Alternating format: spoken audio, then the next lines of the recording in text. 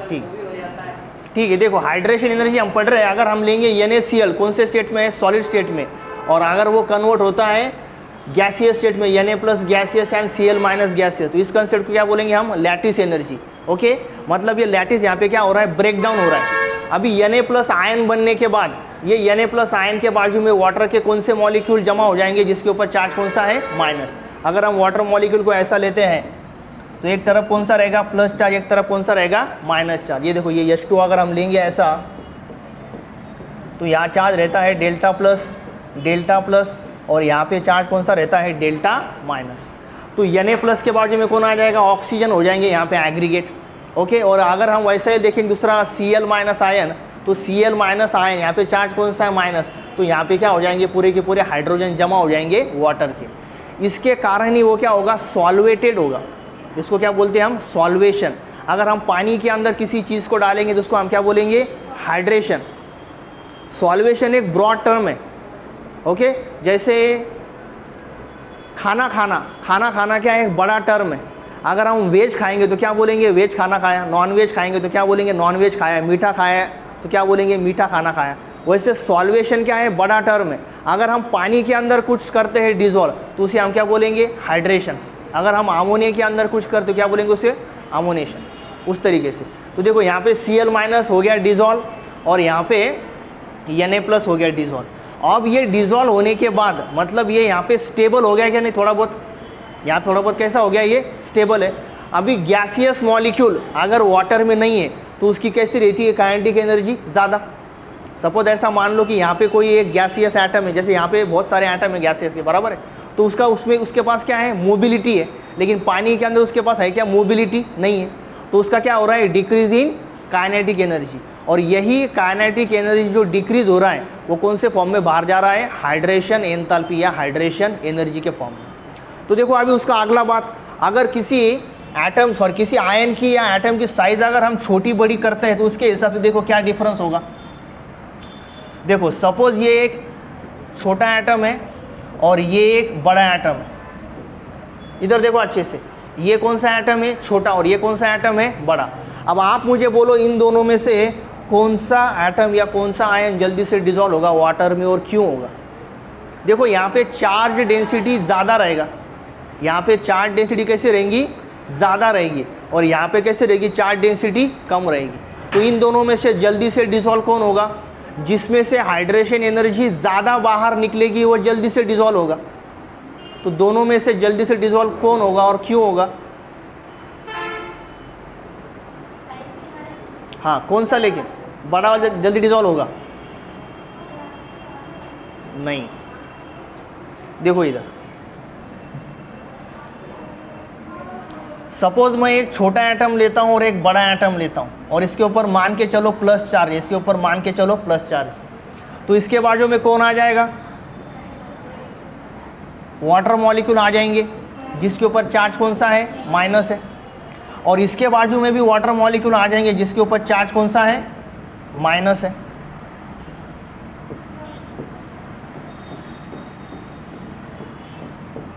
मतलब water molecule में के ऑक्सीजन जो एटम है वो यहाँ पे जमा हो जाएगा, वाटर मॉलिक्यूल में का जो ऑक्सीजन एटम है वो यहाँ पे जमा हो जाएगा। अब आप ही मुझे दोनों पिक्चर देख के बोलिए कि कौन से, अब इसको बोल देते हैं हम ए और इसको बोल देते हैं बी, कौन से एटम के पास वाटर के मॉलिक्यूल एग्रीगेट होना आसान है, ए के पास में या बी के पास में, ए के पास में। क्यों, क्योंकि कैसा साइज से वो छोटा है। जिस आयन का या जिस एटम का साइज छोटा होगा उसके बाजू में वाटर का जो मॉलिक्यूल है वो जल्दी से जाके सराउंड हो जाएगा, लेकिन इसके पास जल्दी से जाके होगा क्या, सराउंड नहीं होगा। तो यहाँ पे मैंने अभी तो आपको बोला टॉप टू बॉटम वहाँ पे क्या हो जाता है, हाइड्रेशन एंथैल्पी डिक्रीज हो जाता है। ये तो यहाँ पे देखा था हमने, देखो it always decreases down the group, देखो यहाँ दिया है, ये देखो it always decreases down the group. तो डाउन द ग्रुप एटम की साइज छोटी होती है क्या बड़ी होती है, बड़ी होती है। देखो hydration energy it always decreases down the group, मतलब अगर आप टॉप टू बॉटम जाएंगे तो साइज क्या हो रहा है, वहाँ पे बढ़ रहा है। और साइज़ बड़ा होने के कारण वो जल्दी से डिज़ोल्व नहीं हो पाएगा। अब जनरल लैंग्वेज में देखो, जनरल जैसे डे टू डे लाइफ में कोई भी अगर आप छोटी सी चीज़ लेते हैं और वो अगर वाटर में डालेंगे और उसी चीज़ को अगर आप बड़ा करके वाटर में डालेंगे तो भी उसका सॉल्वेशन चेंज हो जाता है। ये हाइड्रेशन एनर्जी फिलहाल भूल जाओ। हाँ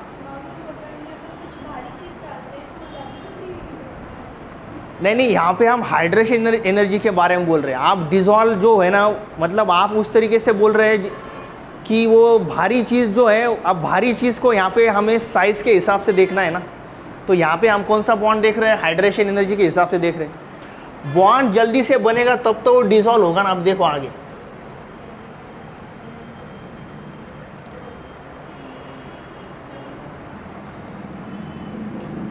देखो ये पहला पॉइंट देखो,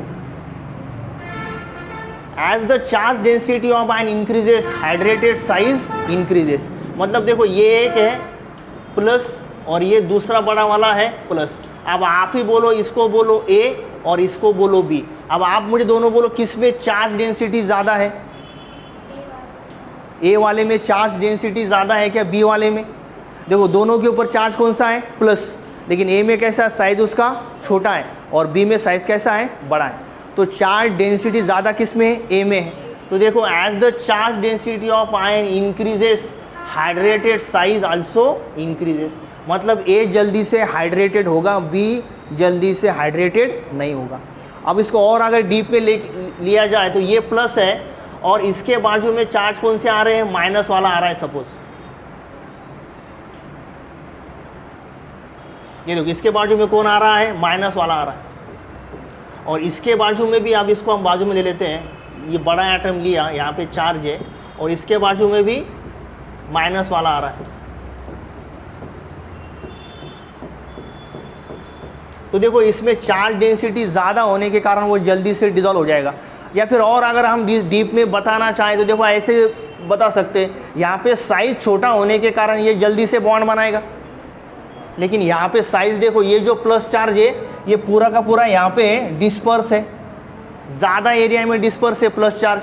और यहाँ पे प्लस चार्ज कैसा है? कम एरिया में डिस्पर्स है, मतलब स्प्रेड है। तो जहाँ पे कम एरिया में प्लस चार्ज एक तरीके के स्प्रेड होगा, उसके बाजू में माइनस आयन को आने में दिक्कत नहीं होगी। तो यहाँ पे कैसा होगा? हाइड्रेशन ज़्यादा होगा। और यहाँ पे कैसा होगा? हाइड्रेशन कम होगा, थोड़ा सा कम होगा। और देखो मैंने आपको कल भी बताया था कि इसीलिए लिथियम, सोडियम एंड पोटेशियम सबसे ज़्यादा हाइड्रेशन एनर्जी किस में होगी? लिथियम में। और मैंने इसीलिए बोला था कि LiAlH4 अगर हम वाटर के अंदर डालते हैं तो वहाँ पे प्रॉब्लम हो जाती है, बोला था कि नहीं? तो ये देखो लिथियम का साइज़ कैसा है? छोटा। उससे बड़ा साइज़ किसका है? सोडियम का। उससे बड़ा साइज़ किसका है? पोटेशियम। तो as the size increases hydration energy decreases, and as the hydration energy decreases वो जल्दी से वाटर के अंदर डिजॉल्व नहीं होगा। समझ में आया अभी? उसके बाद देखो, as the hydrated size of the ion increases ionic mobility decreases which decreases conductivity of ion. ये देखो सेकंड पॉइंट।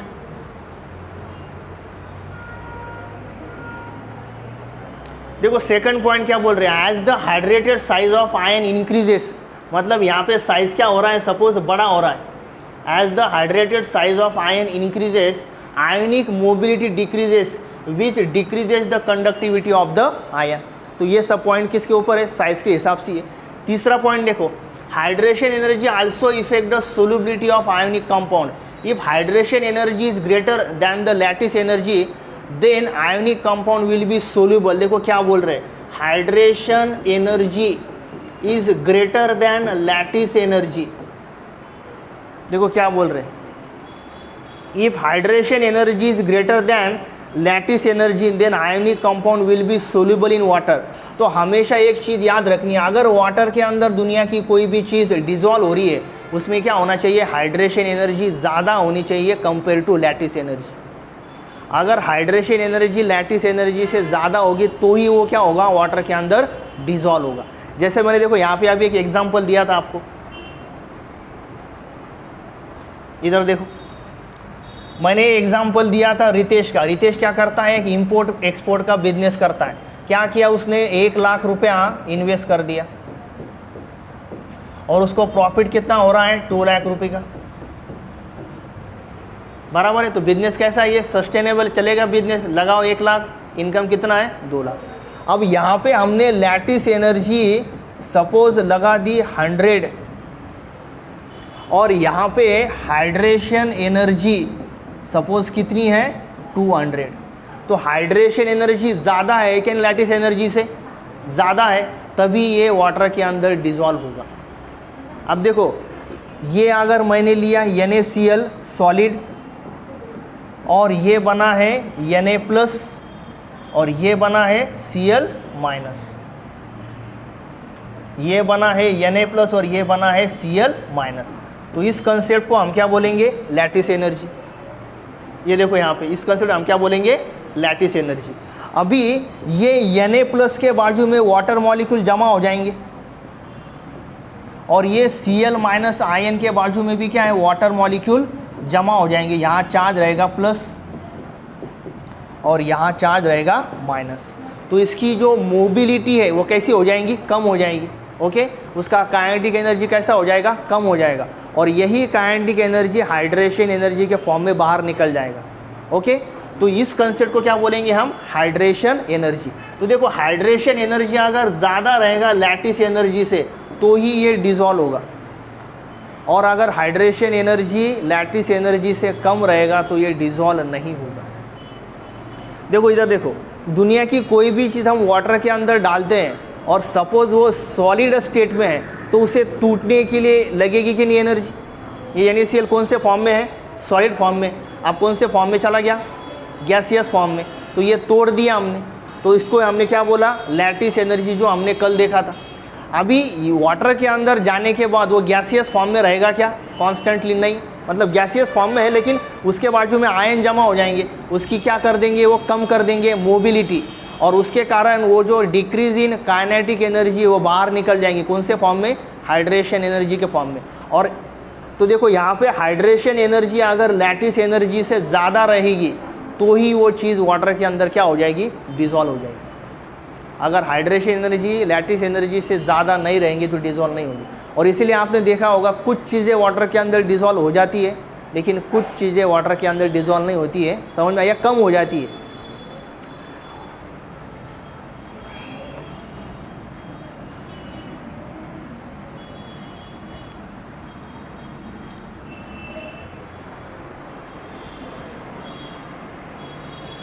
देखो क्या बोल रहे हैं, if hydration energy is greater then lattice energy then ionic compound will be soluble in water. More is the hydration energy, solubility is मोर।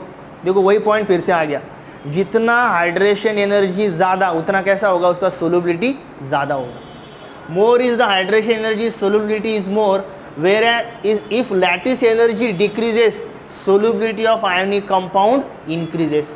तो देखो lattice energy अगर कम होगा तो हमारा नियम क्या बोलता है कि हाइड्रेशन एनर्जी कैसा चाहिए, ज़्यादा चाहिए कंपेयर टू लैटिस एनर्जी। तो लैटिस एनर्जी जितना कम होगा उतना दोनों का गैप क्या हो जाएगा, बढ़ जाएगा, मतलब वहाँ पे क्या हो जाएगा, सोल्यूबिलिटी ज़्यादा हो जाएगा। देखो फिर से एक बार एक्सप्लेन करता हूँ, क्या बोल रहे हैं, इफ़ लैटिस एनर्जी डिक्रीजेस, देखो उस कंसेप्ट में लैटिस एनर्जी अगर कम होगी तो हाइड्रेशन एनर्जी अपने आप बढ़ जाएगी, बराबर है कि नहीं। और हाइड्रेशन एनर्जी बढ़ जाएंगी मतलब वहाँ पे क्या हो जाएगा, सोल्यूबिलिटी बढ़ जाएगा। सपोज ए केस में हाइड्रेशन एनर्जी है 1000 किलो जूल पर मोल, और उसी केस में सपोज लैटिस एनर्जी है 500 किलो जूल पर मोल। अब देखो, अब हमने क्या कर दिया, लैटिस एनर्जी को कम कर दिया। अभी हमने लैटिस एनर्जी कितना कर दिया, 500 से कर दिया सपोज 300 किलो जूल पर मोल। तो देखो लैटिस एनर्जी कम हो गई तो हाइड्रेशन एनर्जी का जो गैप है, दोनों का डिफरेंस जो है वो बढ़ेगा क्या, नहीं। तो दोनों में का डिफरेंस बढ़ेगा मतलब वहाँ पे क्या हो जाएगा, सोल्यूबिलिटी बढ़ जाएगा। समझ में आ रहा है। देखो इतना ये पॉइंट लिया था हमने हाइड्रेशन एनर्जी। और हाँ, इसके बाद जो हम चैप्टर लेने वाले यस ब्लॉक एलिमेंट, उसके अंदर भी ये है। चलो थोड़ा उसका भी पार्ट ले लेते। इसके अंदर है क्या आंशी आपके पास वो PDF? हाँ चलो वो भी, उसका भी ले लेते। वो यस ब्लॉक ले, उसमें तीसरा या चौथा ही पॉइंट है।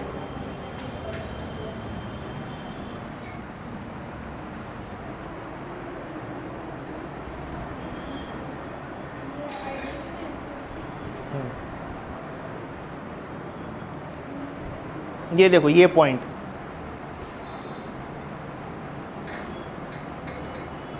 देखो हाइड्रेशन एंथैल्पी, देखो इस पॉइंट में आपको और पिक्चर क्लियर हो जाएगा। The hydration enthalpy of alkali metal ion decreases with increase in ionic size. यही तो हमने देखा अभी, टॉप टू बॉटम क्या होता है, आयन का साइज यहाँ पे बढ़ता जाएगा, और साइज अगर बढ़ेगा तो देखो क्या हो रहा है वहाँ पे, alkali metal ion decreases with increase in ionic size. मतलब टॉप टू बॉटम आयन का साइज बढ़ेगा, उसका हाइड्रेशन एंथैल्पी कैसा हो जाएगा, कम हो जाएगा। देखो तो देखो Li plus is greater then Na plus is greater then K plus is greater then Rb plus is greater then Cgm plus. तो देखो Cgm, अब इसको हम लेंगे, ये देखो ये अगर हमने लिया है Cgm प्लस और ये हमने लिया है सपोज लिथियम प्लस, इसका साइज देखो कैसा है, बड़ा है, इसका साइज कैसा है, छोटा है। तो जिसका साइज छोटा है वहाँ पे चार्ज डेंसिटी ज़्यादा है, और यहाँ पे कैसी है, चार्ज मतलब यहाँ पे देखो चार्ज ज़्यादा एरिया में स्प्रेड है, और यहाँ पे चार्ज कैसा है, कम एरिया में स्प्रेड है। ओके, तो जहाँ पे वाटर मॉलिक्यूल को आना आसान है, जिसके ऊपर चार्ज कौन सा है, माइनस, मतलब कौन सा, ऑक्सीजन एटम, वहाँ पे मुश्किल है, तो ये जल्दी से डिज़ोल्व होगा वाटर के अंदर, क्योंकि इसके अंदर क्या है, हाइड्रेशन एंथैल्पी ज़्यादा है। और कभी कभी इसमें इतनी ज़्यादा हाइड्रेशन एंथैल्पी हो सकती है कि वहाँ पे एक्सप्लोजन वगैरह भी हो सकता है। ओके, वो हम पार्ट देखेंगे, या ब्लॉक सॉरी जब हम हाइड्रोजन डेरिवेटिव ऑफ अल्केन देखेंगे उसके अंदर है वो सब, जाने दो। तो देखो क्या बोल रहे हैं, Li plus has maximum degree of hydration and for this reason lithium salts are mostly hydrated. तो सबसे पहले बच्चों ये बोलो, what is mean by salt. अब बच्चों को ये सवाल पूछा तो बच्चे क्या बोलते हैं, साल्ट मतलब NaCl। नो, साल्ट मतलब दुनिया की ऐसी कोई भी चीज़ जिसके ऊपर चार्ज कौन सा है, एक प्लस और एक कौन सा है, माइनस। तो देखो ये उसका एग्जाम्पल है NaCl, ये KCl। जैसे आपने कभी कभी ऑर्गेनिक केमिस्ट्री पढ़ते हुए वर्ड सुना होगा, silver salt of acetic acid, सुना है, silver salt of acetic acid मतलब ये CH3 C double bond O, और यहाँ पे क्या है Ag, तो ये रहेगा प्लस और ये रहेगा माइनस, तो ये क्या आ गया, silver salt of acetic acid. Salt का मीनिंग समझ में आया, एक के ऊपर चार्ज कौन सा रहेगा, प्लस, एक के ऊपर चार्ज कौन सा रहेगा, माइनस। केमिस्ट्री में साल्ट का मीनिंग यही लेने का है। नहीं तो बच्चे जब नए नए आते 11th में उनको लगता साल्ट मतलब NaCl ही, वो उसका कॉमन नेम है NaCl का साल्ट, लेकिन साल्ट मतलब एक के ऊपर चार्ज कौन सा रहेगा, प्लस, और एक के ऊपर चार्ज कौन सा रहेगा, माइनस। तो देखो क्या बोल रहे हो, lithium plus has maximum degree of hydration and for this reason lithium salt. Lithium salt का मीनिंग क्या लेने का अभी यहाँ पे, कि लिथियम के ऊपर चार्ज कौन सा रहेगा, प्लस, और उसका काउंटर आयन कौन सा रहेगा, माइनस वाला। So lithium salt are mostly hydrated. तो देखो उसका एग्जाम्पल कौन सा है, LiCl.2H2, तो यहाँ पे Li प्लस और ये क्या रहेगा, Cl माइनस, तो ये जल्दी से वाटर के अंदर क्या हो जाएगा, डिज़ोल्व हो जाएगा। समझ में आया। तो देखो केमिस्ट्री में एक ही चैप्टर के कंसेप्ट दूसरे चैप्टर में भी हम अप्लाई कर सकते हैं, और इसीलिए पीरियोडिक टेबल चैप्टर सबसे पहले पढ़ाया जाता है। जो बच्चे 11th में उनको जिसको बहुत अच्छे से आ जाएगा पीरियोडिक टेबल चैप्टर, उसको बाकी के चैप्टर के कंसेप्ट अच्छे से समझे। तो देखो ये एस ब्लॉक एलिमेंट चैप्टर, इधर देखो, देखो एस ब्लॉक एलिमेंट में आयोनाइजेशन एंथैल्पी भी है, हमने ये सब देखा है ना, एटॉमिक एंड आयनिक रेडिया, तो ये सब हम कंसेप्ट देखेंगे। फिलहाल अपना पिछला ही लगा दो, वो कंप्लीट कर लेंगे आज चैप्टर। इतना हो गया रिकॉर्ड अच्छे से रितेश, बंद कर दे। कितना देर हो गया, हाँ फिर बंद कर दे, रहने दे, जानते रहने देने तो ले लेते आज।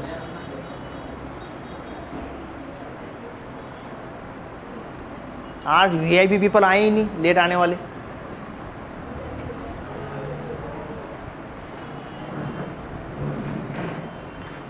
क्या लिख रहे हैं आप, कुछ दिया था क्या होमवर्क? देखो अगला कौन सा पॉइंट, मिसलेनियस केमिकल प्रॉपर्टी, मतलब चैप्टर यहाँ खत्म हो गया अभी।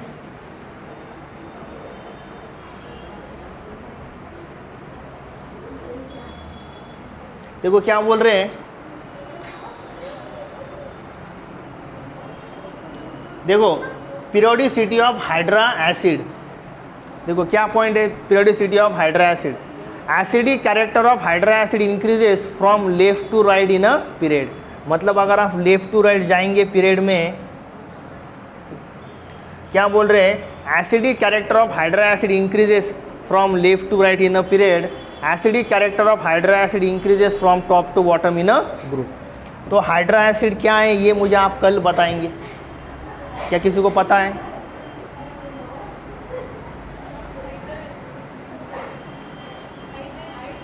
नहीं अभी वो सब छोड़ दो, वो हाइड्रेशन का खत्म हो गया।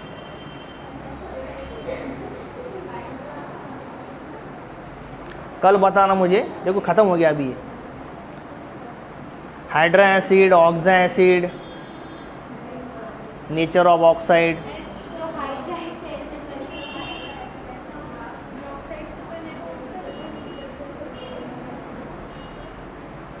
देखो ये पॉइंट भी अच्छा है जो अभी हमने लिया था। देखो क्या बोल रहे हैं, hydration energy decreases along a group. ये तो अभी हमने देखा, अगर हम टॉप टू बॉटम जाएंगे पीरियोडिक टेबल में तो साइज बढ़ने के कारण क्या हो जाएगा, हाइड्रेशन एनर्जी यहाँ पे कम हो जाएगा। But lattice energy decreases along a group, और लैटिस एनर्जी भी यहाँ पे क्या हो जाएगा, कम हो जाएगा। तो दोनों को जोड़ के आप बोलिए, क्या बोल रहे हैं, देखो hydration energy decreases along a group, lattice energy also decreases along a group. मतलब अगर आप टॉप टू बॉटम जाएंगे, जैसे अगर आपने LiCl ले लिया और NaCl ले लिया, ओके, अगर आप टॉप टू बॉटम आएंगे तो उसको तोड़ने के लिए लगने वाली एनर्जी कम लगेगी। इसको क्या बोलेंगे हम, लैटिस एनर्जी। क्योंकि देखो साइज बढ़ेगा, बॉन्ड वीक बनेगा, बॉन्ड वीक बनेगा, तोड़ना आसान होगा। नहीं आ रहा है समझ में? इधर देखो ये क्या है, LiCl, इसका साइज छोटा है, ये है Li और ये क्या है, Cl। और अगर हमने लिया सपोज यहाँ KCl लेते, ये लिया K और ये लिया Cl, तो देखो इसका साइज बड़ा रहेगा, क्योंकि लिथियम के पास शेल कितने हैं, 2, और पोटेशियम के पास शेल कितने हैं, 4। तो टॉप टू बॉटम अगर आप आएंगे तो इसको तोड़ना कैसा रहेगा, आसान रहेगा क्या नहीं? हे भगवान,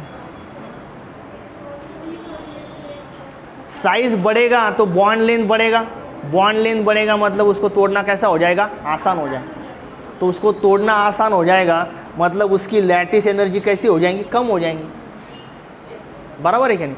देखो इसके पास शेल कितने हैं, सब ऐसे छोटा छोटा ऐसे एक्सप्लेन करके देखो। इधर देखो, ये लिथियम के पास शेल कितने हैं, 2, और क्लोरीन के पास शेल कितने हैं, 2। ये हो गया Li, ये हो गया Cl। अब पोटेशियम के पास शेल कितने, 1, 2, 3, 4, ये हो गया पोटेशियम, और ये क्या हो गया, Cl। तो देखो यहाँ पे ये जो डिस्टेंस रहेगा बॉन्ड का, तो सबसे ज़्यादा डिस्टेंस बॉन्ड तो KCl में रहेगा ना, क्योंकि इसके पास शेल कितने हैं, 4 है। ओके, तो यहाँ डिस्टेंस ज़्यादा रहेगा मतलब ये बॉन्ड तोड़ना कैसा हो जाएगा, आसान, और ये बॉन्ड तोड़ना कैसा है, मुश्किल है। तो देखो lattice energy decreases along a group, मतलब अगर आप टॉप टू बॉटम नीचे आएंगे, देखो यहाँ पे लिथियम तो कॉमन लिया मैंने कंसेप्ट समझाने के लिए। लिथियम कैसा लिया मैंने, यहाँ पे कॉमन, यहाँ पे सॉरी Cl कैसा लिया मैंने, यहाँ पे कॉमन। यहाँ पे कौन है, लिथियम, और यहाँ पे कौन है, पोटेशियम। तो साइज बढ़ेगा मतलब उसको तोड़ना कैसा रहेगा, आसान, मतलब उसकी लैटिस एनर्जी कैसी रहेंगी, कम रहेंगी। Very good. अभी hydration energy decreases along a group, अभी ये तोड़ दिया मैंने, तो ये क्या बनेगा, K+ गैसियस, और ये क्या बनेगा, Cl- गैसियस। ये क्या बन गया, Li+ गैसियस, और ये क्या बन गया, Cl- गैसियस। अभी देखो क्या बोल रहे हैं, hydration energy also decreases along a group, मतलब K+ और Cl- तोड़ने के बाद उसमें से जो हाइड्रेशन एनर्जी निकलेगा वो भी कैसा रहेगा, कम रहेगा।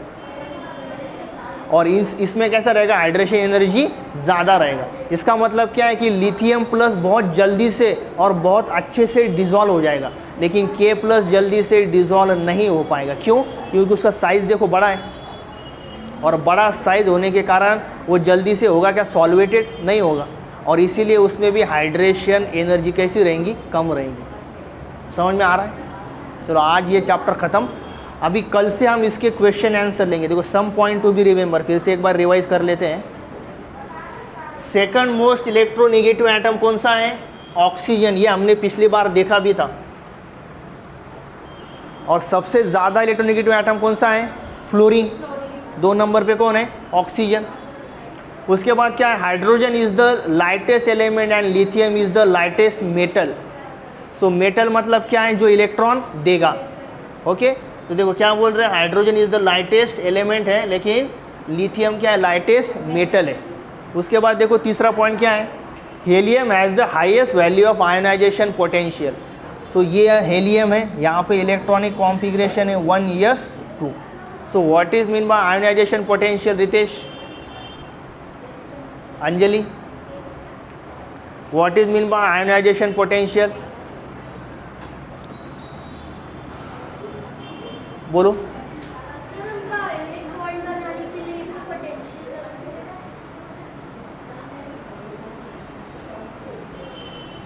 बोलो आप दोनों में से कोई। आयोनाइजेशन पोटेंशियल मतलब क्या?